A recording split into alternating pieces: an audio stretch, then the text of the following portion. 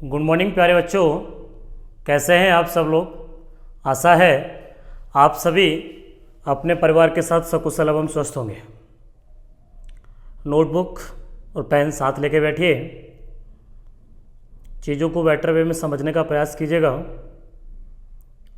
यदि किसी प्रकार की कोई भी क्वेरीज रहती है तो आप कमेंट बॉक्स में लिखकर अपनी प्रॉब्लम को सॉल्व आउट कर सकते हैं। ओके, आज सॉलिड स्टेट का थ्योरी के बेस पर लास्ट वीडियो लेक्चर, जिसमें हम पढ़ने वाले हैं मैग्नेटिक प्रॉपर्टीज ऑफ सॉलिड्स, अर्थात ठोसों के चुंबकीय गुणों के बारे में अध्ययन करेंगे। जो ठोस पदार्थ हैं उनके अगर हम उन पदार्थों को चुंबकीय क्षेत्र में लेकर के जाएं तो वो कैसा रिएक्ट करते हैं, इसके बारे में हम आज अध्ययन करने वाले हैं। तो सबसे पहले बात रहेगी कि जो मैग्नेटिक प्रॉपर्टीज़ की बात हम लोग करने जा रहे हैं, तो उसको समझने के लिए कि आखिर चुंबकत्व तो है क्या, तो वैसे हम लोग फिजिक्स के द्वारा इन सारी चीज़ों को सीख जाते हैं। चुंबकत्व को प्रदर्शित करने के लिए वही इलेक्ट्रॉन्स के मूवमेंट की बात करते हैं कि नाभिक के अगर हम इलेक्ट्रॉन की बात करें तो वहाँ इलेक्ट्रॉन के चारों ओर मूवमेंट करता है, बट हम पदार्थ के रूप में बात कर रहे हैं। ठीक है, तो इस तरीके से कि इलेक्ट्रॉन के मूवमेंट के बेस पर भी बता सकते हैं। अब यहाँ जो हम पढ़ने वाले हैं वो चुंबकत्व, अर्थात किसी भी पदार्थ का चुंबकीय जो गुण है उसको हम लोग चुंबकत्व कहते हैं। अब जब आपसे चुंबकीय क्षेत्र में लेकर के जाएंगे तो वो कैसा बिहेव करने वाला है, उसके बेस पर हम जो ठोस पदार्थ हैं उन्हें 5 प्रकार से कैटेगराइज करते हैं। फर्स्ट वन, उनको हम लोग कहते हैं डाईमैग्नेटिक सब्सटेंस, या उस गुण को हम लोग कहते हैं प्रत्यचुंबकत्व या डाईमैग्नेटिज्म कहते हैं। ठीक है, प्रत्यचुंबकत्व के नाम से जानते हैं, या ये कह सकते हैं डायामैग्नेटिज्म, या ये कह सकते हैं कि डाईमैग्नेटिक सब्सटेंस या प्रत्यचुंबकीय पदार्थ या प्रत्यचुंबकत्व गुण, कुछ भी कह दीजिएगा। ठीक है, बात वही है। इसको समझेंगे कैसे, तो समझते हैं। वे पदार्थ या ऐसे ठोस पदार्थ, वैसे हम इसके बारे में अध्ययन करेंगे कि किसी भी सब्सटेंस की मैग्नेटिक प्रॉपर्टीज को शो करने के लिए अपने को उसका चुंबकीय आघूर्ण आना चाहिए।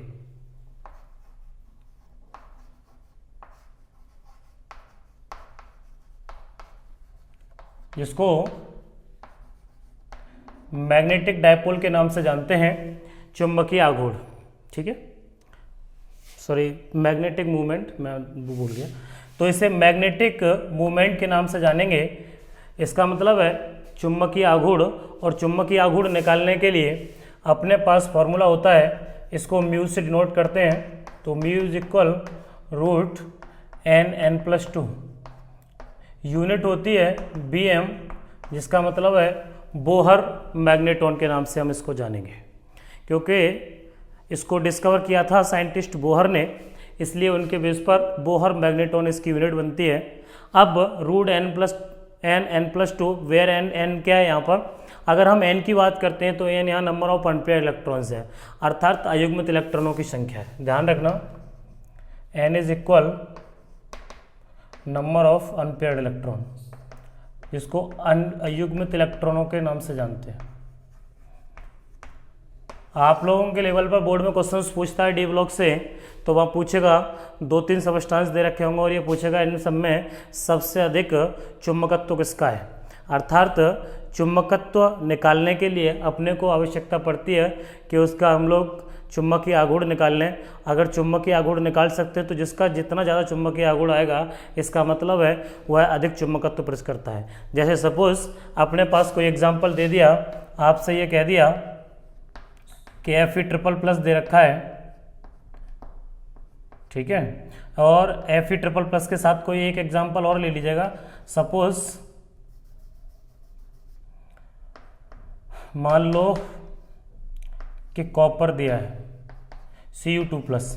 अब आपसे ये पूछा है इन दोनों में आपको ये कंपेयर करके बताना है कि कौन ज़्यादा मैग्नेटिक प्रॉपर्टी शो कर रहा है, या किसका ज़्यादा चुंबकत्व है। अगर ये बताया जाए तो इसे बताने के लिए सबसे पहला काम है, इसको सॉल्व करने के लिए जो आयरन है, बिनो हम सब जानते हैं कि जो आयरन है, आयरन का इलेक्ट्रॉनिक कॉन्फ़िगरेशन अर्थात 26 है। इलेक्ट्रॉनिक कॉन्फ़िगरेशन करोगे तो 1s2 2s2 जो एटॉमिक नंबर था वो 26 1s2 2s2 2p6 3s2 3p6 4s2 and 3d6। इस तरीके से Fe26 अर्थात जो आयरन है, अगर उसका एटॉमिक नंबर 26 है, नंबर ऑफ इलेक्ट्रॉन्स इस समय 26 है, उसके हिसाब से इलेक्ट्रॉनिक कॉन्फ़िगरेशन हो गया। बट अगर हम बात करते हैं Fe++ की, इसका मतलब है इसने 3 इलेक्ट्रॉन लूज किए, और हम ये जानते हैं कि जब इलेक्ट्रॉन लूज किए जाते हैं तब उसमें नंबर ऑफ इलेक्ट्रॉन्स जो हैं, जब पॉजिटिव चार्जेस का मतलब घटेंगे, 26 थे, 3 इलेक्ट्रॉन लूज कर दिए तो 23 बचे। लेकिन इलेक्ट्रॉनिक कॉन्फ़िगरेशन करते समय इतनी बात का ध्यान रखा जाता है कि सबसे पहले जब इलेक्ट्रॉन लूज किए जाते हैं तो आउटर मोस्ट सेल से, अर्थात जो बाह्यतम कक्षा है उससे जाएंगे। तो पहले तो ये 2 इलेक्ट्रॉन ये चले जाएंगे और एक डी से जाएगा। इसका मीन्स है यहाँ बचेंगे 1s2 2s2 2p6 3s2 3p6। अब 4s 0 हो गया और 3d6 की जगह बेटे 5 हो गया। जब 3d 5 हो गया, इन्हें हुंड प्रिंसिपल के ड्यू टू, जो हुंड का नियम था उसके अगर आधार पर भरेंगे तो इसमें 5 ऑर्बिटल होते हैं, 2 3 4 5। आपने इन इलेक्ट्रॉनों को इसमें फिलअप कर दिया। जब इलेक्ट्रॉनों को इसमें फिलअप करेंगे तो ये देखते हैं कि नंबर ऑफ अनपेयर्ड इलेक्ट्रॉन्स कितने हैं। यहाँ आप देख रहे हैं कि 1 2 3 4 5, पाँचों ही जोड़े से वंचित हैं। इसका मतलब अनपेयर्ड इलेक्ट्रॉन कितने हो गए बेटे? 5। अगर अनपेयर्ड इलेक्ट्रॉन 5 हो गए तो इसका जो मैग्नेटिक मूवमेंट निकालेंगे आप, तो मैग्नेटिक मूवमेंट निकालने के लिए फॉर्मूला लगाएंगे √n+n+2। तो 5 इंटू 5 to 7, इसका मतलब है √35 बोहर मैग्नेट्रॉन, इसकी बेटे वैल्यूज़ आ जाएगी। अगर यहीं Fe++ की बजाय Fe2+ और होता तो सेम यही 2 इलेक्ट्रॉन लूज होते तो 4s तो 0 हो जाता, बट बेटे यहाँ 3d6 रहता। और देन अगर हम इसकी बात करते हैं 1 2 3 4 5 एंड 6। अब यहाँ जो आप देख रहे हैं 1 2 3 4 अनपेयर्ड इलेक्ट्रॉन कितने हैं? 4 अयुग्मित इलेक्ट्रॉन है। अनपेयर्ड इलेक्ट्रॉनों की संख्या हो गई 4। जब अयुग्मित इलेक्ट्रॉनों की संख्या 4 हो गई, इसका मतलब है कि इसका जो मैग्नेटिक मूवमेंट निकलेगा वो आएगा √4 4 + 2 4 6 24। तो ये बोहर मैग्नेट्रॉन √24। इसका मतलब क्या है? अगर हम दोनों में कंपेयर करें Fe++ और Fe2+ में, तो इन दोनों में जो Fe++ है वो Fe++ की अपेक्षा अधिक मैग्नेटिक होगा। ठीक है, इसका मतलब है इसका चुंबकत्व अधिक होगा इसकी तुलना में। बात थी Cu++ के साथ, तो Cu होता है 29। हम इसके साथ बात करेंगे 29 के साथ। तो जैसे ही आप इसको देखोगे 29 को इलेक्ट्रॉनिक कॉन्फ़िगरेशन करोगे तो 1s2 2s2 2p6 सेम यही रहेगा, और यहाँ आ जाएगा बेटे 4s1 और 3d10। बिकॉज आप समझ चुके होंगे ये एक्सेप्शन केस है, अर्थात अपवाद है, इसलिए यहाँ 4s1 और 3d10 होता है। ठीक है, इलेक्ट्रॉनिक कॉन्फ़िगरेशन में लास्ट ईयर आपने ठीक से समझा होगा। अब बात थी कि Cu2+, इसका मतलब 2 इलेक्ट्रॉन लूज किए, 27 रह गए। लेकिन इलेक्ट्रॉन कौन से लूज करेगा? पहले आउटर मोस्ट सेल के, तो 1 इलेक्ट्रॉन इससे और 1 इससे। तो यहाँ जो आएगा वो हो जाएगा 4s0 एंड 3d9। अब आप 3d9 को इलेक्ट्रॉन फिलअप करेंगे इसमें, तो ये बनेगा 1 2 3 4 5 1 2 3 4 5 6 7 8 9। अब बेटे इसमें अनपेयर्ड इलेक्ट्रॉनों की संख्या कितनी होगी? नंबर ऑफ अनपेयर्ड इलेक्ट्रॉन अर्थात अयुग्मित इलेक्ट्रॉनों की संख्या होगी केवल 1। इसका मतलब है इसका जब मैग्नेटिक मूवमेंट निकालोगे तो √n+2, तो 1 1 + 2। इसका मतलब है कि √1 और 3। तो यहाँ जो इसका चुंबकत्व आया, जो मैग्नेटिक मूवमेंट आया, वो √3 बोहर मैग्नेट्रॉन आया, जबकि इसका था √35। इसका मतलब है कि ये वैल्यू इसकी अपेक्षा बहुत ज़्यादा है। तो हम ये कह सकते हैं कि Fe++ जो होगा वो ज़्यादा मैग्नेटिक मूवमेंट शो करेगा Cu++ की अपेक्षा।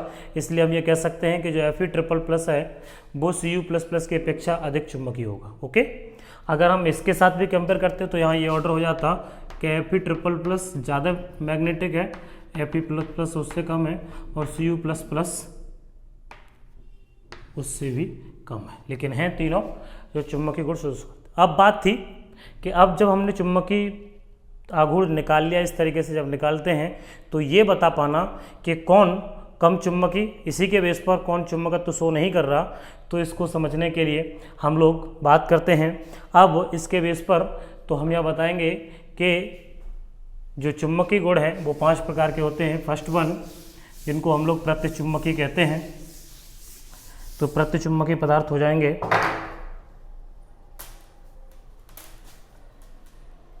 दूसरा रहेगा प्रतिचुंबकीय के बाद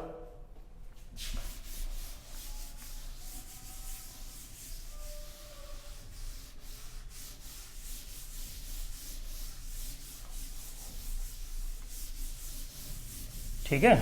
देखिए, तो पहले पांचों के नाम समझ लें। पहला डायमैग्नेटिक प्रतिचुंबकत्व, दूसरा पैरामैग्नेटिक, इसको पैरामैग्नेटिक सबस्टेंस या पैरामैग्नेटिक प्रॉपर्टीज, जिसको हम लोग कह सकते हैं अनुचुंबकीय, जिनकी बात कर रहा था मैं अभी, इसमें सबसे ज़्यादा इंपॉर्टेंट यही रहता है। तीसरा रहता है जिसको लौह चुंबकत्व के नाम से जानते हैं, फेरोमैग्नेटिक। फेरी हो गया तो वो फेरी चुंबकत्व हो गया, और लास्ट एंटी फेरो होता है जिसको प्रतिचुंबकीय। ठीक है, अब देखिए कैसे। प्रतिचुंबकीय से मतलब है प्रत्य लौह चुंबकत्व। ओके, देखिए डायमैग्नेटिक ऐसे सबस्टेंस जिन्हें अगर हम लोग मैग्नेटिक फील्ड में लाते हैं तो ये मैग्नेटिक फील्ड में लाने पर प्रत्यकर्षित होते हैं, अर्थात दूर जाते हैं, प्रत्यकर्षित होते हैं। इस प्रकार के पदार्थ को हम लोग कहते हैं डायमैग्नेटिक सबस्टेंस के नाम से जानते हैं। इसका कारण क्या है कि इसमें absence of unpaired electron, absence of unpaired electron, इसका मतलब है अयुग्मित इलेक्ट्रॉनों की अनुपस्थिति के कारण, ध्यान रखना, अयुग्मित इलेक्ट्रॉनों की अनुपस्थिति के कारण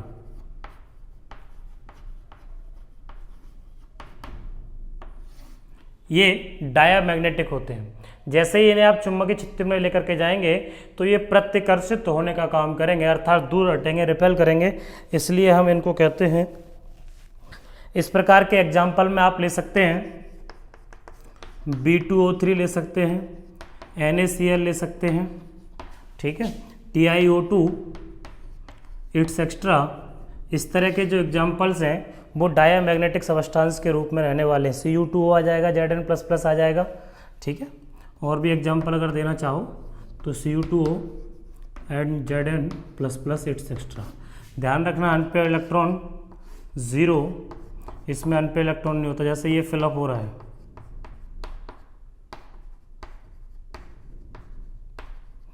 इसमें अनपेयर इलेक्ट्रॉन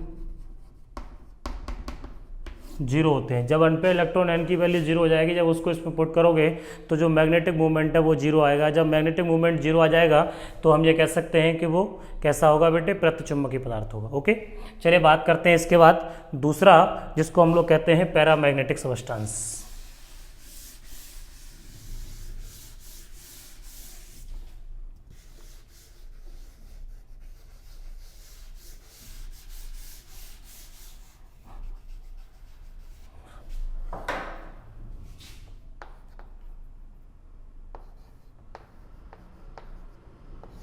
पैरामैग्नेटिज्म के नाम से जानेंगे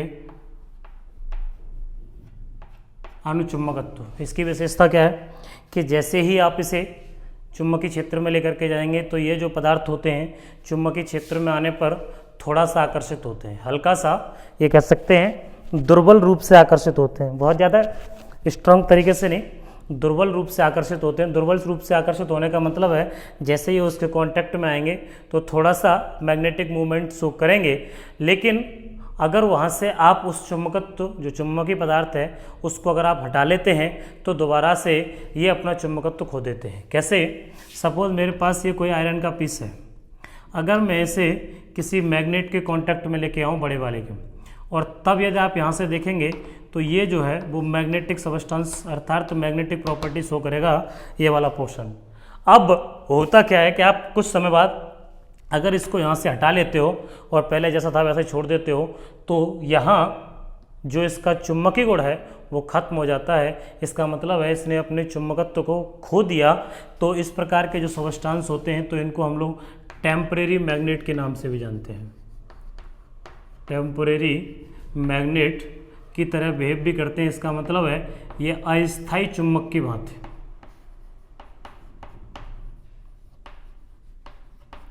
ये अस्थायी चुम्बक की तरह यहाँ पर बिहेव करते हैं। ये इनकी विशेषता है, इनको कहते हैं हम लोग। अब इसका कारण है, इसमें number of few unpaired electron. Few unpaired electron का मतलब है इसमें कुछ अयुग्मित इलेक्ट्रॉन उपस्थित होते हैं,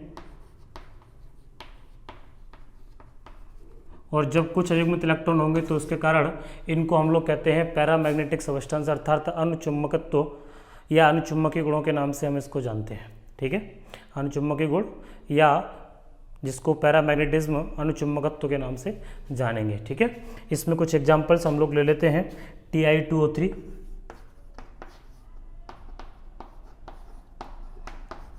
BO, TiO, CuO, it's extra, इस तरह के जो सब्सटेंस हैं। अभी आप लिख रहे थे Cu+ चाहते, जिसमें कम अनपेयर इलेक्ट्रॉन्स होते हैं, उनमें से किसी को भी आप ले सकते हैं। तो ये पैरामैग्नेटिज्म शो करते हैं। ध्यान रखना, इस पर बेस्ड एक क्वेश्चन आता है O2 ऑक्सीजन वगैरह का। ऑक्सीजन पूछता है, Cu++ पूछता है, Cu2+ है, चलो मैं यहाँ लिख दूँ, Cu2+, Fe++, Cr++, it's extra. ये जो है, क्योंकि इनमें बेटे अयुग्मित इलेक्ट्रॉन्स पाए जाते हैं, और अयुग्मित इलेक्ट्रॉन पाए जाने के कारण हम इसको ये कहकर चलते हैं ये पैरामैग्नेटिज्म सब्सटेंस है। लाइक जैसे इस तरीके से 1 2 3 4 5 6 7 8। अब मान लो ये मैंने लिख दिया, इसका ये जो Fe++ है, इसका Fe++ में क्या है, number of many unpaired electron है, सेवरल। तो हम इसको एग्जाम्पल ये तो कह सकते हैं कि चुम्बकीय आघूर्ण प्रदर्शित कर रहा है, चुम्बकत्व तो सिखा रहा है, लेकिन बहुत ज़्यादा दिखा रहा है, इसलिए इस प्रकार की कैटेगरी को लौह चुम्बकत्व में लेके आएंगे। आगे बताता हूँ। इसमें अनपेयर्ड इलेक्ट्रॉन्स बेटे कितने हो गए, 2। अब 2 अनपेयर्ड इलेक्ट्रॉन निकाल करके लगा करके यहाँ से ये निकाल सकते हो 2 2 + 2 तो √8 बोहर मैग्नेट्रॉन। इस तरीके से आप आराम से इसको फाइंड आउट कर सकते हो। इनको कहते हैं पैरामैग्नेटिक सब्सटेंस। इसके कुछ एग्जांपल्स हैं Ti2O3, BO, TiO, CuO, Cu2+, Cr++, ठीक है ना, और इस प्रकार के Ni2+ वगैरह हो जाएगा। ये सब इसके एग्जांपल्स बनेंगे। अब देखिए आगे बात करते हैं। अब बात करेंगे तीसरे की, जिसको कहते हैं फेरो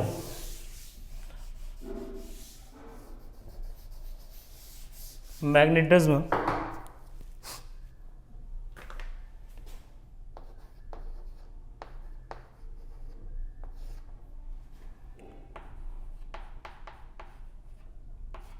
लौह चुम्बकत्व, और जो लौह चुम्बकी है, इसका मतलब क्या है कि वे पदार्थ जिन्हें आप अगर चुम्बकीय क्षेत्र में लेकर के जाएंगे तो ये चुम्बकीय क्षेत्र में जाने पर या चुम्बकीय क्षेत्र के संपर्क में आने पर ये प्रबल रूप से आकर्षित होते हैं चुम्बक की ओर। ध्यान रखना, स्ट्रॉन्ग टाइप से वो तो वीक, और ये कैसे थे, स्ट्रॉन्ग। इसका मतलब प्रबल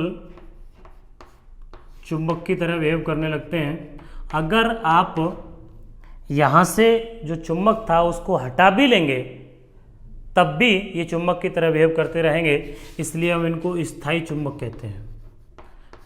इसका मतलब है ये स्थायी चुम्बक की तरह बिहेव शो करते हैं, स्थायी चुम्बक के नाम से भी जाने जाते हैं। जबकि वो कैसा बना रहे थे, टेम्परेरी मैग्नेट बना रहे थे, लेकिन ये कैसा बनाते हैं बेटे, परमानेंटली मैग्नेट बनाते हैं। ठीक है, इतनी बात ध्यान रखनी है, ये परमानेंटली मैग्नेट बनाते हैं, जबकि वो कैसे बना रहे हैं, टेम्परेरी मैग्नेट बनाते हैं। क्यों? क्योंकि वहाँ चुम्बकत्व कम, लेस चुम्बकीय आघूर्ण शो करते हैं, जबकि कैसा दिखाते हैं, ज़्यादा है। इसका कारण क्या है कि सेवरल अर्थात कई यहाँ अयुग्मित इलेक्ट्रॉन्स होते हैं। अधिक अयुग्मित इलेक्ट्रॉनों के कारण ये कह सकते हैं कि सेवरल अनपेयर्ड इलेक्ट्रॉन होते हैं, और सेवरल अनपेयर्ड इलेक्ट्रॉनों के कारण ये फेरोमैग्नेटिक सब्सटेंस के नाम से जानते हैं इनको।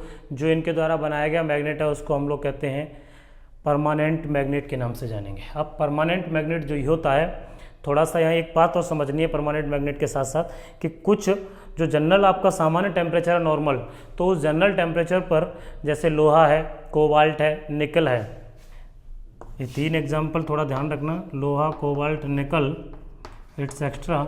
ये बेटे जो सामान्य आपका टेम्परेचर है normal temperature at general temperature, उस पर भी मैग्नेटिक प्रॉपर्टी शो करते हैं, ध्यान रखना, उस पर भी मैग्नेटिक प्रॉपर्टी शो करते हैं, अर्थात चुंबकीय गुण दिखाते हैं। ये फेरो चुंबकत्व, इसमें कुछ ये एग्जांपल्स थे, मैंने बताया, इसमें Fe3O4 वगैरह भी एग्जांपल्स में आप ले सकते हैं, Fe3O4 ले सकते हो, SN ले सकते हो, ठीक है ना, CrO2 ले सकते हो, ये इसके एग्जांपल्स बन जाएंगे।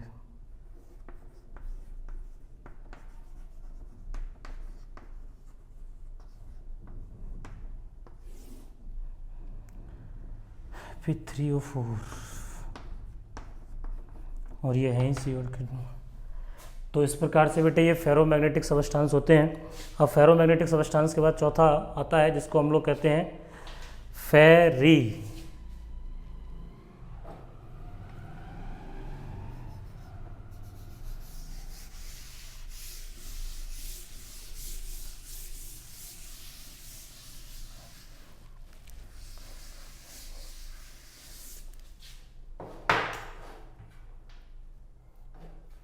देखो फेरी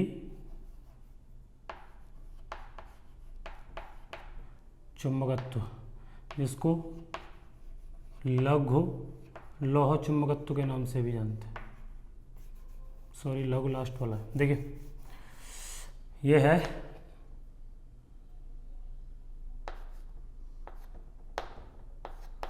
चौथा जिसका नाम है, तो बेटे ये फेरी मैग्नेटिज्म, जो फेरी चुंबकत्व जिनको कहते हैं, इनकी टेंडेंसी क्या है कि इसमें जो इनके डोमेन्स होते हैं वो एक दूसरे को, जो एक दूसरे के मैग्नेटिक मूवमेंट हैं उनको कैंसिल आउट करते हैं। इसका मतलब है जो इनके चुंबकीय आघूर्ण हैं वो विपरीत दिशा में होने पर एक दूसरे को निरस्त कर देते हैं, और जब वे निरस्त करते हैं तो बाकी एक या दो अनपेयर इलेक्ट्रॉन के कारण इसमें चुंबकीय आघूर्ण उत्पन्न होता है। ये कुछ टिपिकल सिचुएशंस पर, जैसे शॉर्ट बोल्ट लग जाने पर या ब्लास्ट होने पर, इस तरह के जो फोल्ट वोल्ट वगैरह होते हैं, तब इस प्रकार की घटनाएं घटित होती हैं। कैसे? जैसे सपोज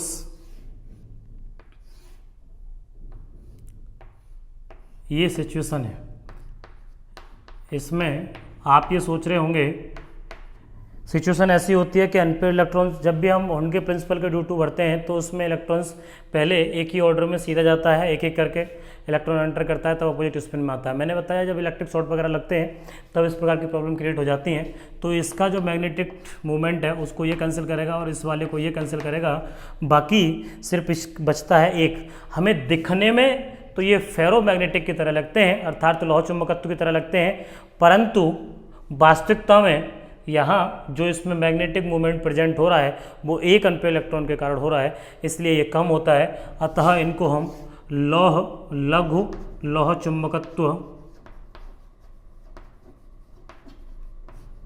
भी कहते हैं।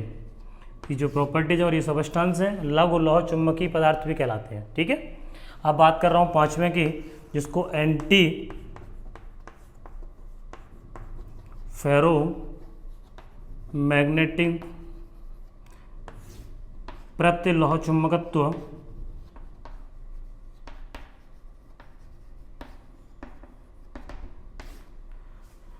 प्रत्यलौह चुंबकत्व। अच्छा, इसमें एग्जांपल्स लिख लो, जैसे Fe है, ठीक है, Fe में Mg के साथ ले लो, Mg Fe2O4 या Zn Fe2O4, इस तरह के जो एग्जांपल्स होते हैं वो फेरी मैग्नेटिज्म में आ जाते हैं। एंटी फेरोमैग्नेटिज्म में क्या करेंगे, यहाँ सेम सिचुएशन रहती है इनकी भी, कि ये देखने में तो फेरोमैग्नेटिक की तरह होते हैं, परंतु इनका ये जो डोमेन्स हैं वो अपोजिट होने के कारण एक दूसरे के मैग्नेटिक मूवमेंट को पूरी तरीके से कैंसिल आउट कर देते हैं, अर्थात इसका मैग्नेटिक मूवमेंट जो होता है वो ज़ीरो रहता है। और जब मैग्नेटिक मूवमेंट जब जीरो हो जाता है, जो मैग्नेटिक मूवमेंट है अगर वो जीरो हो जाता है तो इस प्रकार के सबस्टेंस जो होते हैं वो एंटी फेरोमैग्नेटिज्म के एग्जांपल बनते हैं। लाइक जैसे सपोज ये अपने पास कोई स्पीसीज, इसमें इसमें क्या था, इसके मैग्नेटिक मूवमेंट को इसने कैंसिल किया और इसके से जो ये डोमेन है उन दोनों का जो है अपोजिट है, इन दोनों का आपस में अपोजिट है। इसका मतलब है टोटल जो उनका मैग्नेटिक मूवमेंट है अर्थात चुंबकीय आघूर्ण है वो जीरो है, और जब इनका चुंबकीय आघूर्ण जीरो हो जाता है तो इस प्रकार के सब्सटेंस हैं वो बन जाते हैं एंटी फेरोमैग्नेटिज्म अर्थात प्रतिलोह चुंबकत्व। इसमें कुछ एग्जाम्पल्स आप ले सकते हो, like NiO, like FeO, MnO, CO, ठीक, MnO2, manganese dioxide, Mn2O3, Fe2O3 etcetera. इस तरह के एग्जाम्पल्स इसमें आते हैं। तो ये 5 प्रकार की प्रॉपर्टीज़ हैं, बस कंपटीशन के बेस से अपने को इसको ध्यान रखना है। इसमें से जनरली कोई क्वेश्चंस पूछ लेता है तो एग्जाम्पल्स वगैरह तैयार करने हैं और आपसे पूछता है इसमें, और अनपेयर इलेक्ट्रॉन के बेस पर आप सारी चीज़ों को बता सकते हो। बस ध्यान यही रखना है कि हम इसे डी ब्लॉक में स्टडी करेंगे। पूछता है वहाँ पर वो क्वेश्चन, जैसे मैंने आपको स्टार्टिंग में बताया था कि अगर आपसे पूछेगा कौन अधिक चुंबकत्व प्रदर्शित कर रहा है, किसका चुंबकीय आघूर्ण ज़्यादा है, तो वो यहाँ से आप निकाल पाएंगे कि कौन अधिक चुंबकीय है और कौन कम चुंबकीय है। ठीक है, अगर किसी प्रकार की कोई भी क्वेरीज रहती है तो आप कमेंट बॉक्स में लिख करके पूछ सकते हैं। थैंक यू, मिलते हैं नेक्स्ट लेक्चर में।